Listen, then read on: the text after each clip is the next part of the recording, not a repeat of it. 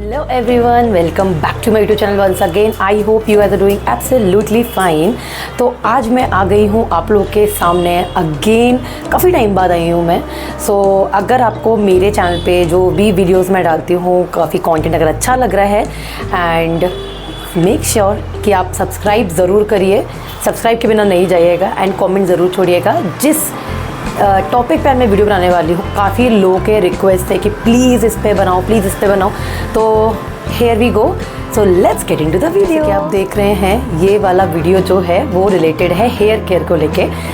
काफ़ी लोगों ने मेरे एक्चुअली चैनल पे ये ज़रूर देखा है कि मैं हेयर केयर के काफ़ी कुछ वीडियोस बनाती रहती हूँ चैनल पे भी on Instagram also. Recently he not recently actually 6 months हो गए इस बात को कि मैंने बोटॉक्स ट्रीटमेंट कराया था अपने बालों में. तो आप देख सकते हैं अभी भी काफ़ी हद तक है ये मेरा बोटॉक्स का जो भी मतलब जो इफ़ेक्ट होता है वो अभी भी है. अभी भी काफ़ी हद तक शाइनी है मेरे बाल. तो पहले तो मैं बता देती हूँ काफ़ी लोगों को कि बोटॉक्स ट्रीटमेंट होता क्या है. तो मैंने काफ़ी तीनों चीज़ें करा रखी है एक्चुअली. स्मूथनिंग भी कराई हुई है, केराटिन भी कराया हुआ है और बोटॉक्स भी कराया हुआ है. मैं आप लोगों को पहले तो इन तीनों में डिफरेंस बता देती हूँ कि ये आपके बालों के लिए कितना अच्छा है. और सबसे बेस्ट अगर आप ट्रीटमेंट जाने का सोच रहे हो कि आपको ये 3 ट्रीटमेंट में से कुछ एक चूज़ करना है तो मैं आपको बता सकती हूँ कि इन तीनों में से आप क्या प्रेफर कर सकते हैं. और सबकी कॉस्टिंग के भी ऑलमोस्ट ज़्यादा डिफरेंस नहीं एक्चुअली तीनों की कॉस्टिंग में. बट हाँ, मैं आपको बता सकती हूँ कि हेयर केयर में कैसे आपको हेयर केयर करना चाहिए, कितने मंथ तक वो वैलिड रहता है and all so many things. So let's go. सबसे पहले मैं बता देती हूँ कि जो केराटिन स्मूथनिंग जो ट्रीटमेंट होते हैं दोनों, फर्स्ट ऑफ ऑल ये बहुत ही ज़्यादा केमिकल ट्रीटमेंट्स होते हैं. ये ज़्यादा एक्चुअली बोटॉक्स भी होता है बट उससे लेस केमिकल ट्रीटमेंट होता है, काफ़ी लेस केमिकल्स यूज़ होते हैं. तो केराटिन में क्या होता है, पहले तो प्रोसीजर बता देती हूँ. आपका पहले हेयर वॉश किया जाता है. हेयर वॉश के बाद आपको वो पूरे आपके जो एक कुछ प्रोडक्ट लगाते हैं, अपने मास्क जैसा एक लगाते हैं ताकि आपके बाल काफ़ी स्ट्रेट रहें. उसके बाद वापस वो मास्क आपको रखना होता है समथिंग अराउंड 1.5 आवर के अराउंड रखना होता है. और उसके बाद फिर आपको स्ट्रेटनिंग करते हैं आपके बालों, कंटिन्यूस हीट स्ट्रेटनर से कंटिन्यूस हीट देते हैं आपके बालों को.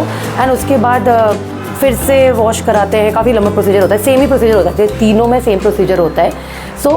इसमें जो सबसे डिफ़िकल्ट वाली बात ये है कि इसमें केराटिन और स्मूथनिंग में एक प्रोडक्ट यूज़ होता है विच इज़ फॉर्मल्डिहाइड. जो उनके जो प्रोडक्ट वो लोग यूज़ करते हैं आपके बालों को स्ट्रेट करने के लिए, दैट इज़ फॉर्मल्डिहाइड. तो मैं बता देती हूँ, पहले तो बहुत लोगों को पता नहीं होगा कि फॉर्मल्डिहाइड होता क्या है.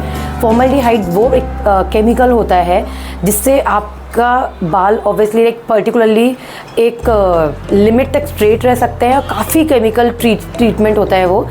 अब मैं छोटे अगर सिंपल टर्म्स में अगर आपको बताऊं तो फॉर्मल्डिहाइड डेड बॉडीज़ को स्टोर करने के लिए होता है क्योंकि स्मेल नहीं आनी चाहिए. सो दैट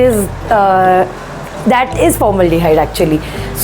ये यूज़ करते हैं. बट बोटॉक्स में क्या होता है, they actually use chemicals but not chemical जो कि काफ़ी अमाउंट जो हायर होता है केराटिन और स्मूथनिंग में वो बोटॉक्स में नहीं यूज़ होता है. फर्स्ट ऑफ ऑल ये लोग ये बोलते हैं कि मतलब जो सलोन्स वाले होते हैं वो लोग बोलते हैं कि केराटिन और स्मूथनिंग में आपके बाल काफ़ी हद तक आई थिंक 70% तक डैमेज होने के चांसेस होते हैं. लेकिन आपका ये जो बोटॉक्स ट्रीटमेंट है उसमें आपके बाल इतने ज़्यादा डैमेज नहीं होते. मैं प्रोसीजर यहाँ पे भी डाल दूँगी. अगर मेरे पास कुछ भी मैंने जब भी कराया था, मैंने लास्ट आई थिंक जनवरी ख़त्म हो गया, फेब स्टार्ट हो गया, मैंने लास्ट अगस्त में कराया था. उस टाइम पे भी प्रोसीजर एक्चुअली ऑलमोस्ट सिमिलर जैसे ही होता है. पहले आपके हेयर वॉश होता है, फिर आपका एक मास्क लगाते हैं आपके बालों में. एक हेयर स्ट्रैंड्स को लेके आपका मास्क लगाते हैं एक हेयर स्ट्रैंड में. और आपको मिनिमम 2.5 आवर्स तक को रखना होता है. एंड मैं बोटॉक्स का बता रही हूँ आप लोगों को. 2.5 आवर्स तक वो रखना होता है. उसके बाद वो लोग उसको निकालते नहीं हैं, उसको वॉश नहीं करते, सिर्फ अकेले उसी जो प्रोडक्ट आपका लगा हुआ है उसी में स्ट्रेटनिंग करते हैं कंटिन्यूअस. बस यही है कि बोटॉक्स में ट्रीटमेंट में काफ़ी हद तक डैमेज कम होता है. एंड सिंस सानवी के होने के बाद मेरा हेयर फॉल काफ़ी हो गया था, तो मैंने सोचा कि कुछ ट्रीटमेंट कराया जाए एंड मैं आपको प्रॉपरली एक वीडियो में बता सकती हूँ कि डिफरेंस क्या होता है तीनों के बीच में और कौन सा आप ऑप्ट कर सकते हैं। तो वो तो मैं आपको लास्ट में बताऊँगी कि कौन सा आप ऑप्ट कर सकते हो। उससे पहले मैं आपको आफ्टर हेयर केयर जो रूटीन होता है, after you do your this botox treatment, so ये जो सैलून वाले होते हैं ना, दे सजेस्ट कि आप लोग उन्हीं के दिए हुए शैम्पू यूज़ करो जिसमें केराटिन कंटेंट ज़्यादा हो, ताकि आपके जो हेयर मॉलिक्यूल्स होते हैं, जो आपके हेयर में जो स्ट्रेंथ होता है, आई थिंक वो काफ़ी हद तक वो शैम्पू, अगर आप उनका दिया हुआ शैम्पू यूज़ करते हो तो इट विल लास्ट लॉन्गर। तो जो इफ़ेक्ट वो लोग ऑब्वियसली जो स्ट्रेटनिंग वाला जो पोकी हेयर्स नहीं होता है उनका ना थोड़ा ऐसा लुक होता है, like it will be like जब ब्लो ड्राइड हेयर होता है ना, वैसा फील आता है जब भी आप अपना बोटॉक्स ट्रीटमेंट कराते हो, तो वैसा लुक आता है। सो उन्होंने मेरे को एक शैम्पू और एक कंडीशनर दोनों सजेस्ट किया था, तो वो मैं आपको दिखाना चाहती हूँ। एंड उसके अलावा मेरा हेयर केयर रूटीन क्या होता है वो मैं आपको बताऊँगी, एंड कैसे आप इसको मेंटेन कर सकते हो। ये इस हेयर को लाइक 6 मंथ हो चुका है, उसके हिसाब से भी मेरे बालों का एक्चुअली टेक्सचर है वैसे भी स्ट्रेट है, लेकिन थोड़ा सा वेवी आता है कि यहाँ से ना थोड़ा सा वेवी हो जाता है मेरा।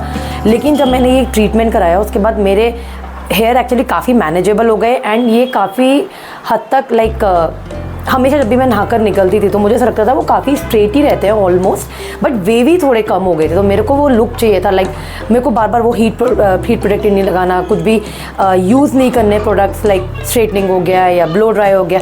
तो मेरे को चाहिए था कि एटलीस्ट थोड़े टाइम तक मैं थोड़ा ईजिली मैं अपने हेयर को हैंडल करूँ, like it will be very easy for me. तो इसलिए मैंने ये बोटॉक्स ट्रीटमेंट चूज़ किया। मैं प्राइस के बारे में एंड तक देखिए वीडियो, आपको पक्का पता चल जाएगा कि मैं इन सब का प्राइस डिफरेंस क्या क्या है। सबसे पहले हम बता देती हूँ मैं आप लोगों को इसके प्रोडक्ट्स क्या क्या हैं और मैं कौन कौन से प्रोडक्ट यूज़ करती थी। अभी भी वही यूज़ कर रही हूँ, लेकिन I am thinking I will switch now, and अब मैं आपको बताती हूँ कि मैं प्रोडक्ट्स कौन से यूज़ करती हूँ। तो सबसे पहले जो उन लोगों ने मुझे प्रोडक्ट सजेस्ट किया था, दैट इज़ लाइक एसपी का एक शैम्पू आता है, लाइक काफ़ी कॉस्टली शैम्पू है, आई डू एग्री। और ये शैम्पू ना हर जगह पे नहीं मिलता है। ये शैम्पू मुझे या तो जिस सैलून से मैंने कराया था, तो मैंने टोनी एंड गाय से कराया था, टोनी एंड गाय में अवेलेबल था, बट मैंने सोचा कि let me search on Nykaa and Tira as well. So Nykaa में तो ये अवेलेबल ही नहीं है, बट मेरे को टीरा पे मिला ये shampoo. So this is the SP shampoo, this is the SP luxe oil keratin protect. It's a shampoo, it's a light weight luxurious cleansing like all those things. तो ये जो शैम्पू होता है 200 ml का होता है और ये काफ़ी कॉस्टली होता है। सो इसके लिंक्स मैं डाल दूँगी, तो आप ज़रूर देख लीजिएगा। दूसरा मेरे को इन्होंने बताया था इसका ही सेम का conditioner, SP luxe oil keratin restore. तो ये इसका एक कंडीशनर है। तो कंडीशनर लाइक मास्क बोल लो या कंडीशनर बोलो, इट लुक्स लाइक दिस। तो ये ऐसा होता है। तो इसको अपने बस आपके बालों के सिर्फ जो लेंथ होता है, जो एंड्स होते हैं, सिर्फ उस पर लगाना है, पूरे बाल पे नहीं लगाना है। एंड उसके बाद मैं 2 और प्रोडक्ट्स यूज़ करती हूँ। तो ये दोनों प्रोडक्ट्स मैं यूज़ कर सकती हूँ आप like in my damp hair also और एयर ड्राइड हेयर ऑल्सो। तो मैं कोशिश यही करती हूँ कि मैं अपने बाल हेयर लाइक ड्रायर से नहीं ड्राई करूँ, like let it dry naturally. So मैं कोशिश यही करती हूँ, बट कभी जल्दी में होती हूँ तो मैं हेयर ड्राई कर लेती हूँ, बट तो भी मैं 80% तक ही ड्राई करती हूँ, उससे ज़्यादा मैं पूरा फुल ड्राई नहीं करती हूँ। उसके बाद मैं 2 प्रोडक्ट्स यूज़ करती हूँ, that is first is L'Oréal professional का एक्सटेंसिव केयर सीरम। ये काफ़ी अच्छा है, मैं काफ़ी टाइम से यूज़ कर रही हूँ, एंड ये एक सीरम है। और एक ये मैंने प्रोडक्ट अभी रिसेंटली यूज़ करना शुरू किया है, ओसिस का OSiS plus. This is smooth and shine lisses and balance glow. This controls your frizz. It's a shine serum. तो ये आप डैम्प हेयर पे भी यूज़ कर सकते हो और ड्राई हेयर पे भी यूज़ कर सकते हो। सो इसका 50 ml का है, बट इसमें ना पम्प्स आते हैं, like it's not like a serum, but it's like कैसे बोलो, क्रीम टाइप का टेक्सचर है। आप अपने हाथों पे रब करके आप अपने हेयर के ये जो लेंथ होता है आप लेंथ पे लगा सकते हो। So these are the 4 products, जो दो तो उन्होंने बताया था मेरे को, 2 मैं खुद यूज़ करती हूँ। आफ्टर 6 मंथ्स आप लोग अपने बालों पे ऑयलिंग भी कर सकते हो, बट उससे पहले you are not allowed to oil your hair, और कुछ भी स्ट्रेटनिंग और any dryer you can't use that, because वो लोग ऐसा बोलते हैं कि अगर आप ये यूज़ करो तो और जल्दी जल्दी उसका चला जाता है। तो उनके अकॉर्डिंग ये लोग बोलते हैं सैलून वाले कि ये जो है आपके 100 वॉशेस तक चल जाता है आराम से।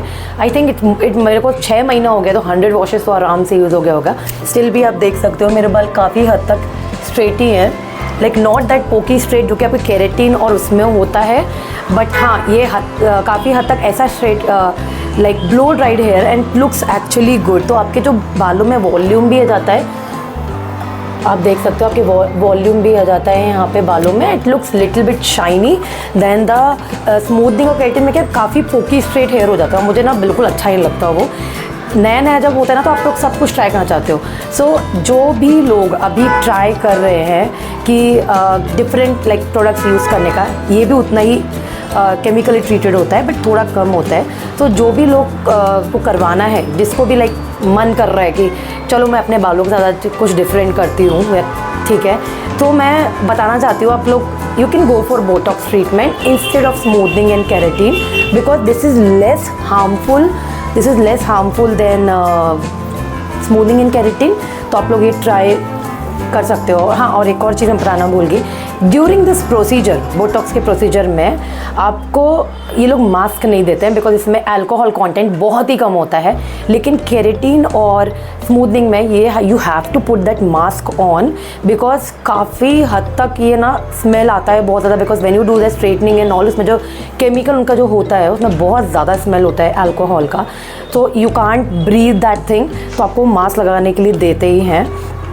एंड ये सारे प्रोसीजर्स का ऑलमोस्ट टाइम सेम होता है, I think 4 to 5 hours minimum होता ही है, आपको सैलून में बैठना ही पड़ेगा 4 to 5 आवर्स। एंड अब उसका मैं प्राइसिंग बता देती हूँ। तो इस वाले बोटॉक्स के लिए मैंने पे किया था अराउंड 9,000 के अराउंड मैंने पे किया था and it last me 6 months।